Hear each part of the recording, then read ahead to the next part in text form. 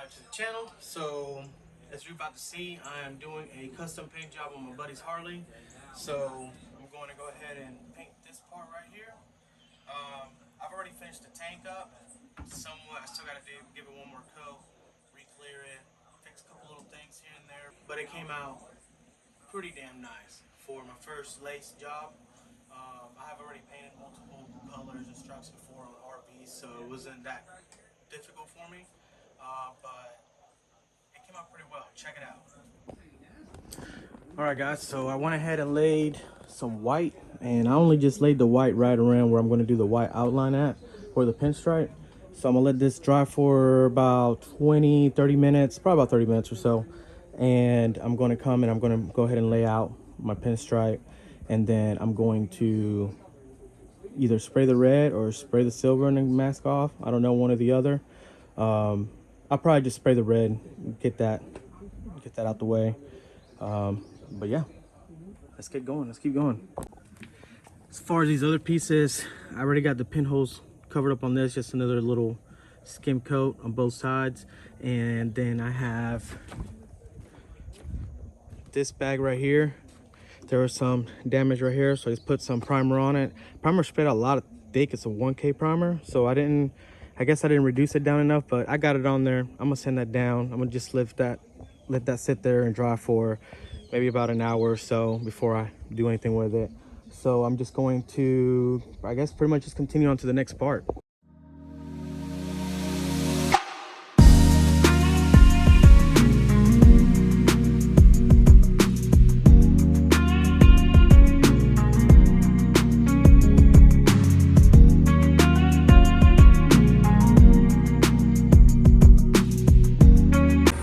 So I went ahead and laid down a coat of the tri-coat, and I'm gonna let that flash for a few minutes, and I'm gonna apply another, probably 1 or 2 more coats, and then pretty much get ready to lay down the silver and do the lace. All right guys, so I had a friend come over, and well, actually not a friend, well, he is my friend, but my brother, but this is also his bike. So came over, gave me a hand, so I didn't get a chance to record much. But this is it before we clear it. So what I did, I just used some lace and I just threw it over here, and then we held it down and I sprayed the black on it. And then once I was done with that, I pretty much just grabbed the gun and I put the lowest setting on it, and I just pretty much did the line all the way throughout here. So I'm fixing to clear it here in a few minutes. I'll let this flash over and we'll let it sit, and this will be done. And I'm moving on to the next part. All right guys, first coat of clear. She's looking good. To be done outside of my patio, she's coming out pretty clean. This is just the first coat. It's gonna get wet sanded again, then I'm gonna lay some more stuff on it, so it's gonna have like freaking 5 layers by the time I'm done with this, of like clear itself. So yeah, it's gonna come out really nice. All right guys, got another day, and letting the compressor fill up. I already got the white on there. I'm about to lay the pearl. Every single morning I gotta jump start this fucking car.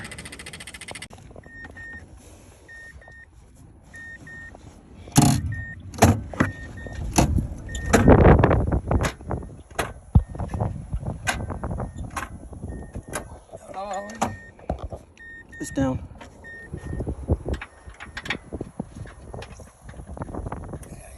You don't know what you're doing for what it is when you put it in. You don't know what you were doing. What? Look at that.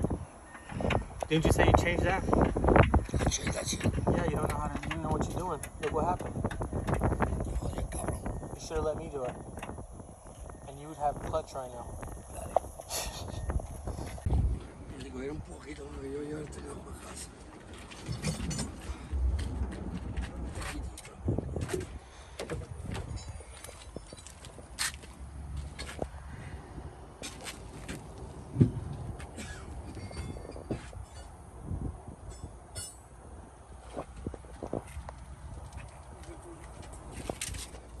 Huh?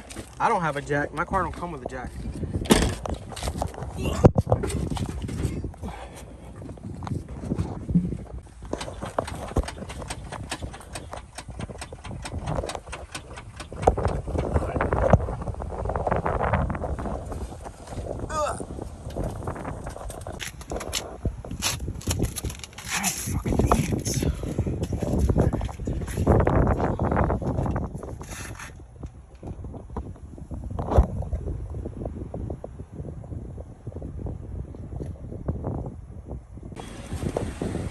And of course, my tire keeps going fucking flat.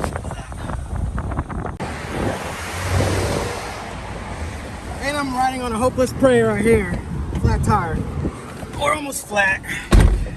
Oh, God. Back from Florida. Holy crap. Hey, boy. Dude, you got a freaking horse back here. Holy crap. How much does he weigh? 176 pounds. Holy crap. Hey, big boy. Wow.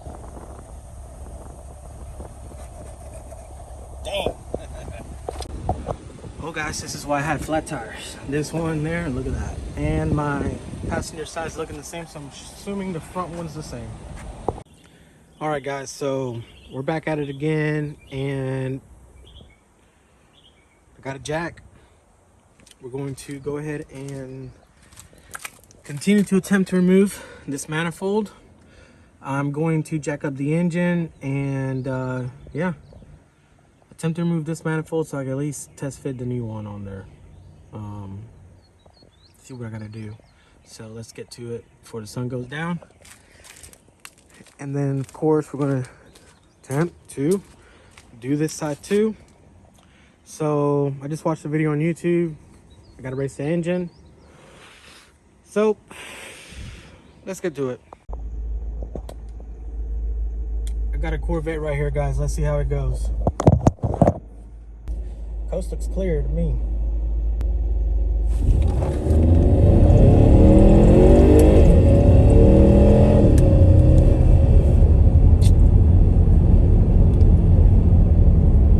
So welcome back, everybody. As you see, we're back at it again. So I've had a little bit of a rough couple weeks just trying to get that manifold out, just that one. Also, I was being lazy. I didn't want to jack the engine up because it's been like raining and stuff like that. So I didn't feel like laying on the ground. So I ended up going on Amazon and I bought this extractor kit for like, I think 30 bucks. And yeah, it worked amazing. I put it in there, beat it a little bit, just used a little chubby, and with that, we got the passenger side out. So now we have to fit. Oh, and I was actually wrong about the gaskets. They actually do match up. I don't know what I was on when I was listening. So now we're able to put these on. So I'm going to mock this up in there, just some, so I can show you guys, because I'm gonna have to modify it anyways. So I'm going to show you exactly what I need to do. I need to pretty much just kind of do a little cut right here, and then I'm going to weld it, come out a little bit, and then I'm going to put my V-band on there. But let me show you guys what I'm talking about. All right, so it's in there. Now it's hitting right here. So I'm going to have to cut this out. So the plan is to cut this out, use the 2.5 inch piping that I got, and I'm going to pretty much just weld whatever degree it comes out to right here, and then I'm going to just kind of bring it out maybe somewhere in here, somewhere comfortable where I can get to it comfortable, and then I'm gonna put my V-band right here. So from my V-band right here, it's going to go to the turbo outlet one, or exhaust. But I am going to have to modify this. But other than that, it fits in there pretty damn nicely. So you can see right here, like, it's almost there. Again, I'm buying kind of tools as I go. So I don't know if I'll be able to cut that today, or maybe take it to work and cut it. I don't know. I'll probably just end up doing that, honestly. But at least I know now that this side manifold's out. So now it's just time to jump on this side, the power steering pump. So that's what I'm about to do. I'm going to remove the power steering pump, get out of right here too as well, or whatever I got to do. This has got to go. We're not using that no more. I got to figure out a way for that down there, but we'll get to that bridge when we get to that bridge. For right now, that's not what my main concern is. It's getting this out so that I can go ahead and mock up this header and see what kind of modifications I need to do to it. So let's get to it.